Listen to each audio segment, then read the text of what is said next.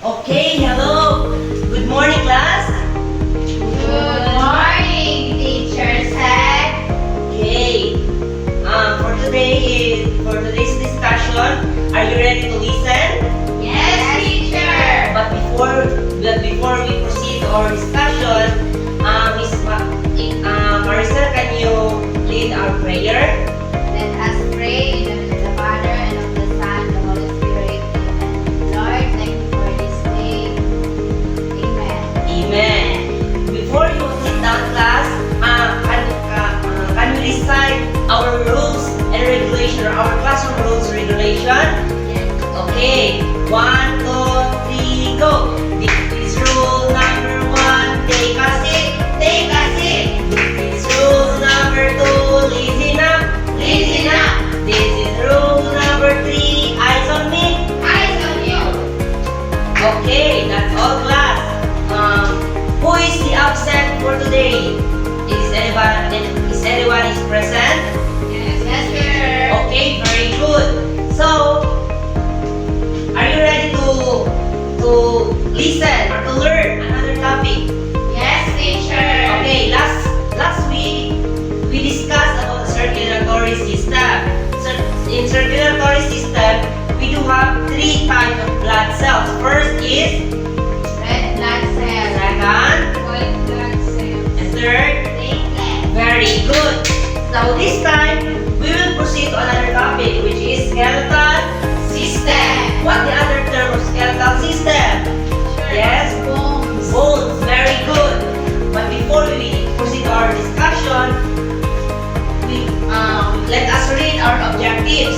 By the end of this lesson, you will be able to, class, please read number 1. Identify the different types of skeletal system. Explain the function of each skeletal system. Create the different ways of taking care, protect one's skeletal system. Very good, class. Let me ask you something. What happened to you, class, if tomorrow you will wake up with no bones? What happened to you, to your body? We cannot move. Thank you. So everyone, please stand again and let us demonstrate the jelly body, or like the jellyfish. They don't have a bones like this, class, like this. Okay. So move your body like a human balloon. Okay. Okay. Thank you so much, class. You may take a seat. What is skeletal system? What is skeletal system, class? Everybody read. Made up of the bones that give structure to the human body. Okay. Skeletal system is made up of bones that give us structures to our body, like shape of our faces, like the body. Then the function of skeletal system is, please read aloud. Providing support and protection for the body and protecting vital organs. Yes, one of the essential role of skeletal system is providing support and protection to our body, and also the vital organs. It protects our vital organs like the lungs and heart. Very good. So we have a lot of bones in our body, but in a child, how many bones in a child? Yes, Mitch? 300 bones. Okay. While in adult, how many bones in adult? 206 teacher. 206. Very good. Why our bones, when we grow up, our bones is decreased? Because our bones, when we grow up, our bones will combine together like that. That's why when we are in an adult, our bones is only 206. So, in our topic for today, we will have a types of bones. First is skull. So, what is skull, everyone? It gives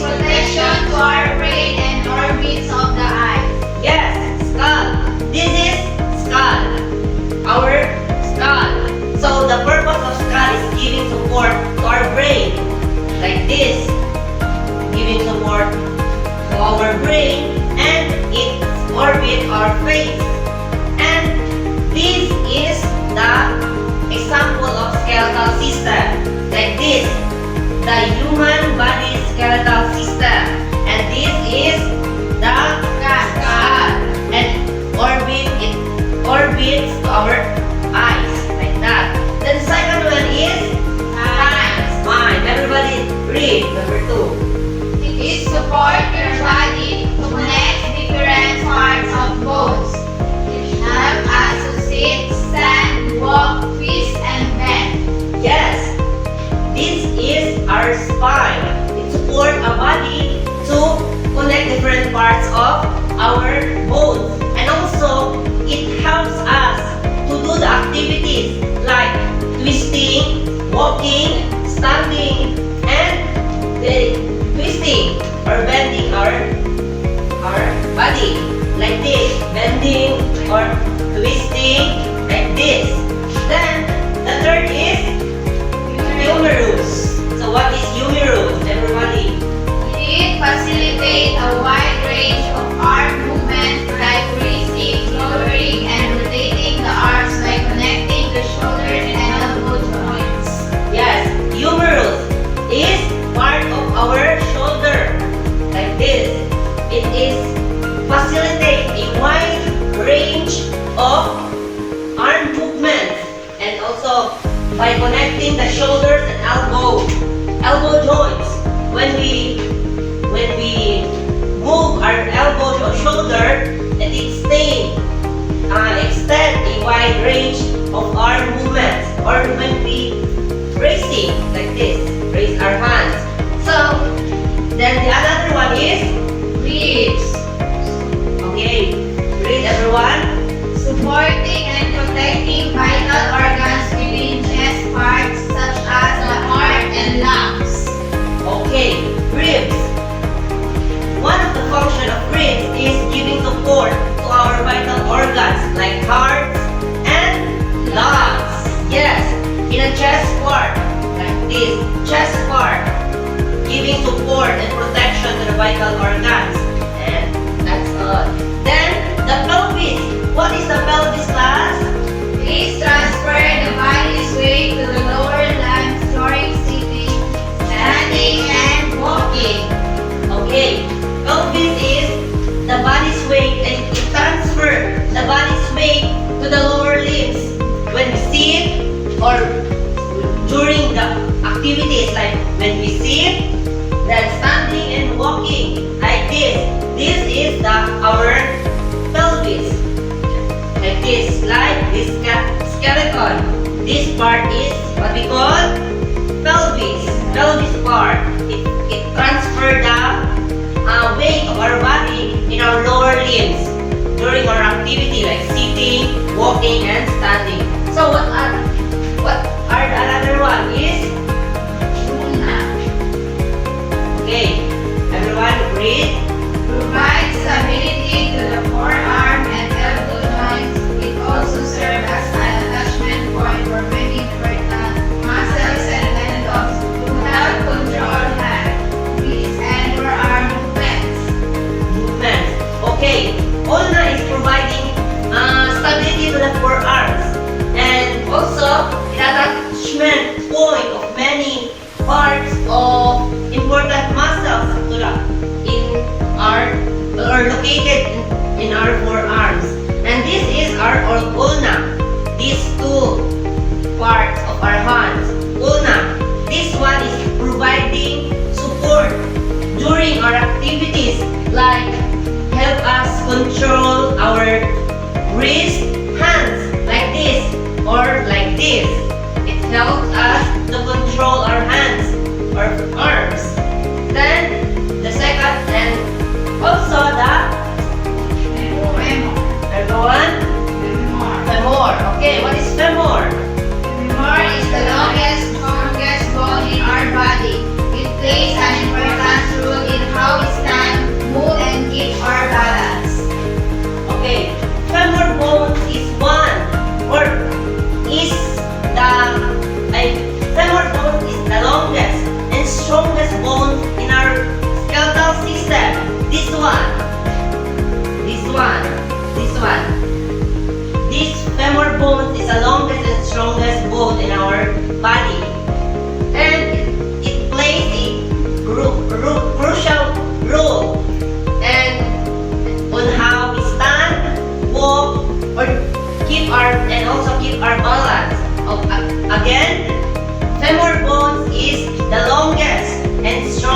bones in our skeletal system.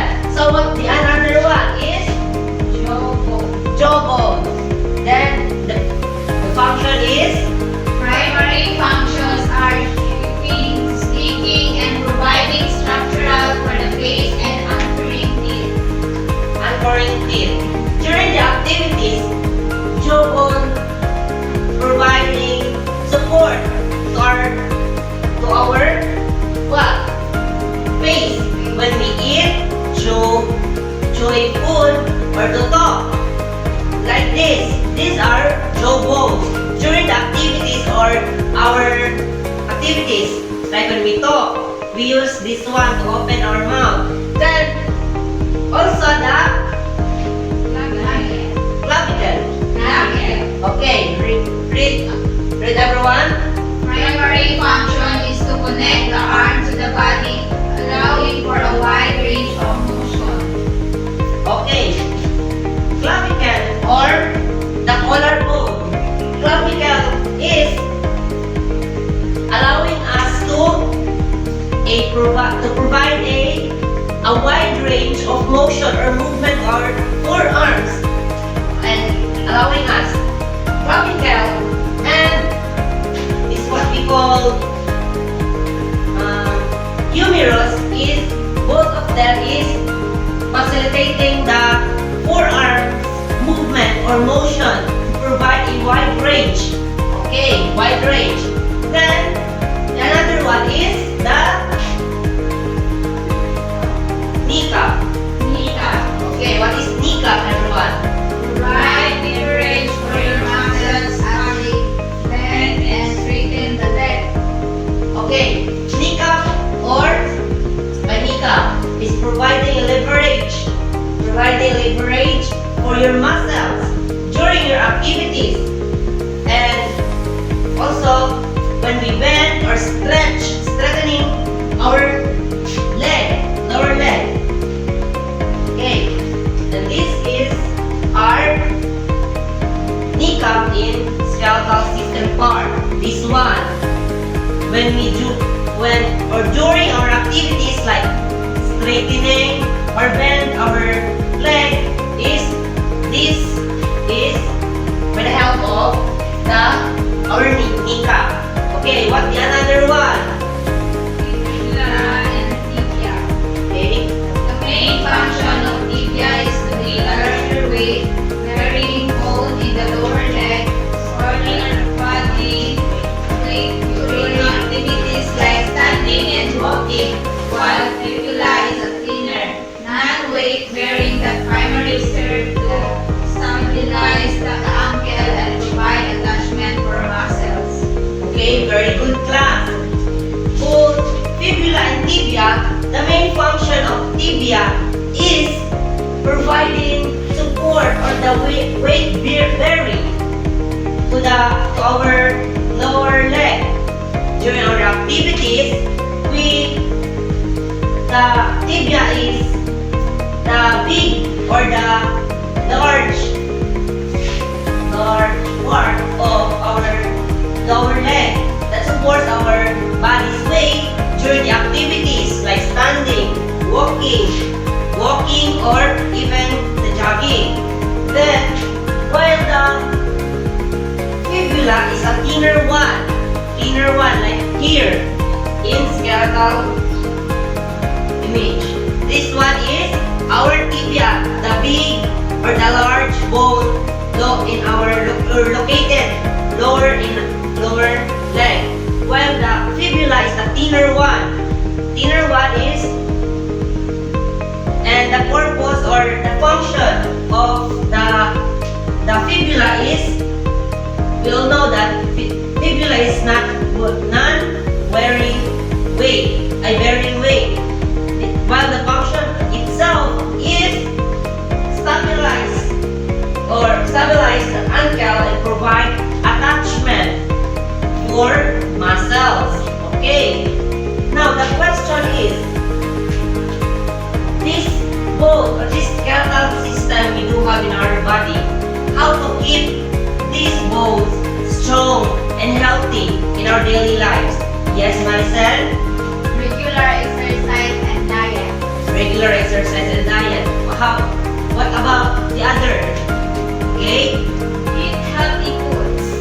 healthy foods. Okay, what another one?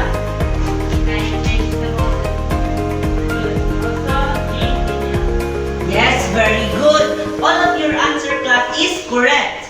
Because to keep our bones strong and healthy, we should do Keep bones healthy, focus on balanced diet with adequate calcium like creamy milk and vitamin C, and perform regular weight-bearing exercise. okay, perform regular weight-bearing exercise. Now, let us move on to this type of bones because we will going to proceed to our activities. Our activity today is the title is of this.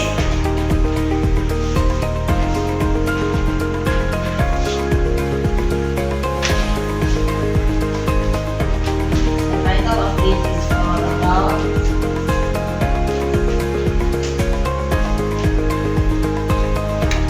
okay, everyone, read the title of our activity. The healthy budget category. The diet. Exercise and safety. Okay. I want you to divide into 3 groups. Okay, Maricel, group 1, group 2, Elsa, and group 3. Okay, and after that, you will pick this one. Pick. Okay, pick.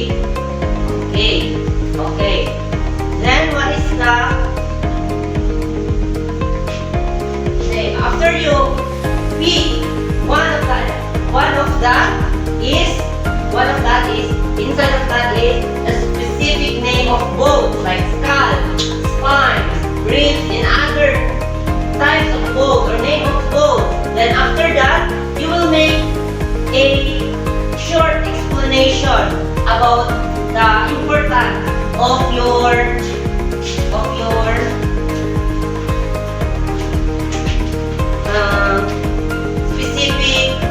specific bones you pick. Okay.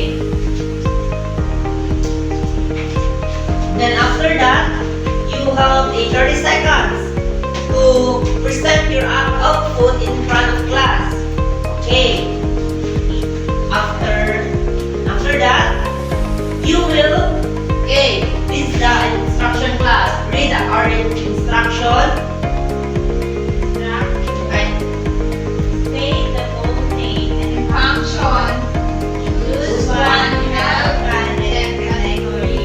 Like Diet, exercise, or safety.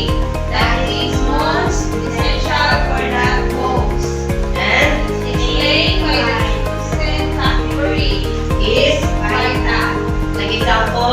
Therefore, my priority is delayed to prevent fracture that could puncture the lung. The lung. So this is the example of our activity for today. Okay, like this. The example of this is my chosen bone name is skull. Then the primary function is brain protection. Then the priority category is safety or prevention.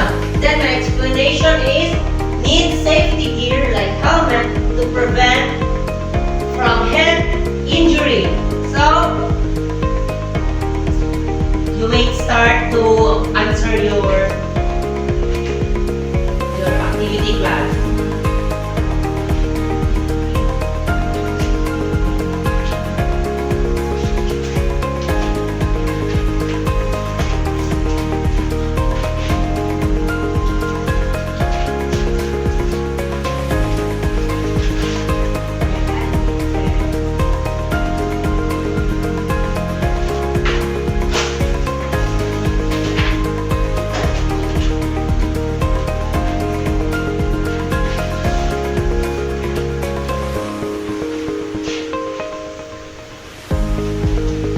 Okay, are you done? Yes, teacher. Okay. Now, group 1, can you proceed or present your output in front of us? Good afternoon, sir. The specific name of foods that I choose is skull. Skull, we need to take care of our skull because this is a main vital organ which is brain. Okay, very good, Maricel. Okay, very good. Group 1. Okay, class, let us give the group 1 a fabulous clap like 1, 2, 3, 1, 2, 3. Wow, wow, fabulous. Then 1, 2, 3, go. 1, 2, 3, 1, 2, 3. Wow, wow, fabulous. Now, group 2, it's your turn now. One example assigned me is ribs. And then the primary function of ribs is to protect our vital organs. Then the quality category is safety. So my explanation is importance to protect our ribs, to protect our vital organs. To save our ribs, always eat healthy food like vegetable and fruits. Thank you, sir. Okay, very good. Now, class, let us read group 2A. What a nice presentation. Okay, like this. 1, 2, 3. 1, 2, 3. What a nice presentation. 1, 2, 3, go. 1, 2, 3. 1, 2, 3. What a nice presentation. Okay, group 3, the last group.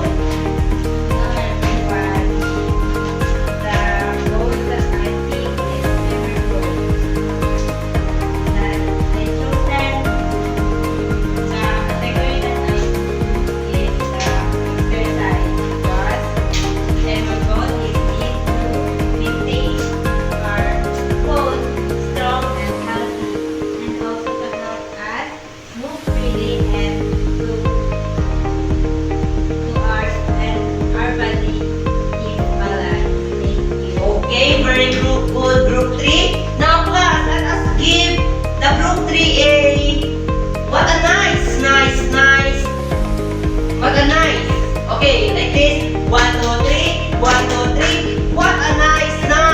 1, 2, 3, go. 1, 2, 3. 1, 2, 3. What a nice. Now, let us proceed to our formative. But before to proceed our formative class, formative assessment, I have a question for you. Why us needed to care our bones in every day? Anyone? Why we are needed to taking care our bones in every day? Yes? To avoid injuries. To avoid injuries. Okay. The another one? Okay. Now, based on the topic we discussed and we just heard about your presentation, what are the two main essential in our health budget category? Like the diet, is it the exercise or the safety? What are the two most essential? Okay, Mitch? Exercise and Okay. Exercise and safety safety. category, very good. And also, what kind of food that helps your bones strong and healthy? Okay, Elsa. Healthy food teacher like vegetable and fruits and milk. Okay, very good, Elsa. Then, the last one is, how can we build strong and healthy bones in every day? Like, okay, Regular exercise and diet. okay, very good. Regular exercise or weight bearing can help our body to build a strong and healthy bones. Okay, now let us proceed to our formative assessment. Now, class, get 1/4 sheet of papers.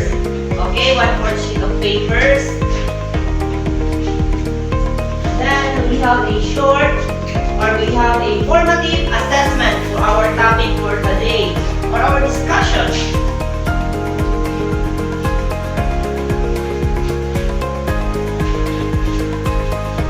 Okay. Now everyone, please read the instruction. Read the questions carefully and choose the best answer.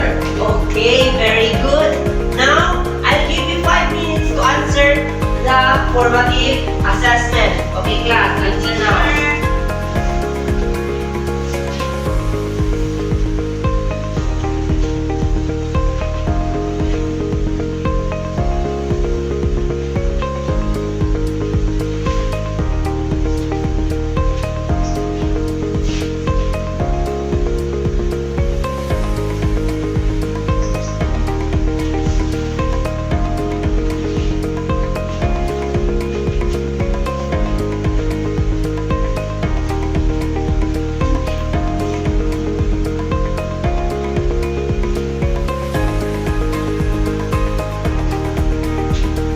Okay, last 2 minutes, class.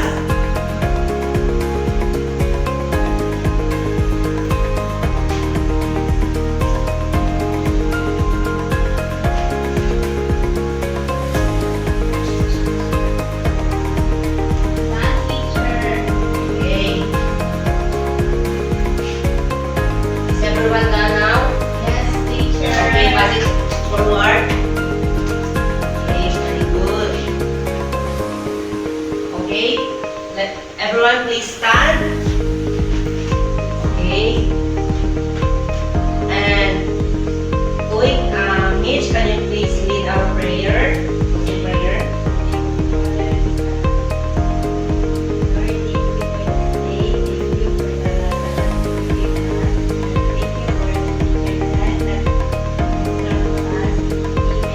Amen. But before we go home, can you please look up to down your chair if you have a brush or paper, then pack your things, class. Okay, very good. Arrange your chair also.